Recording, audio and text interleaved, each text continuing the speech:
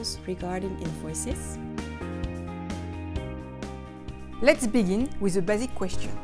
Do we always have to issue an invoice in respect of supply of goods or services?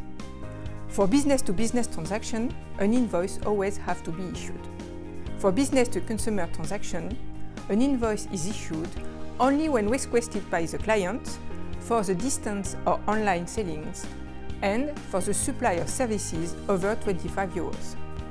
For companies, invoices issued and received have to be kept for at least 10 years.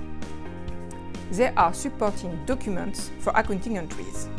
From a tax perspective, the invoices are necessary to justify the amount of VAT deductible on operating expenses and investments, and the amount of VAT collected on the turnover. Each invoice has to be issued in 2 copies, one for the client and one for the seller. It can be issued on paper or electronically, respecting a specified process. When a company issues an invoice to a client, either an individual or a corporate body, many mentions are compulsory.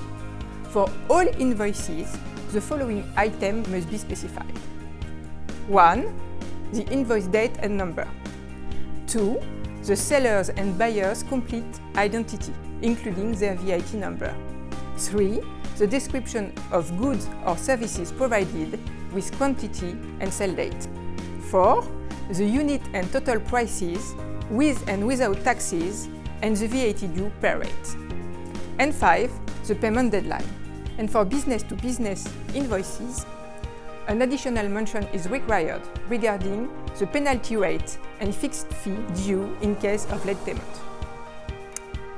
In case of a tax audit, a €15 penalty could be applied for each missing mention on each invoice. Moreover, the deductible VAT paid on operating expenses and investments could be claimed back by the French tax administration if the invoices are not compliant.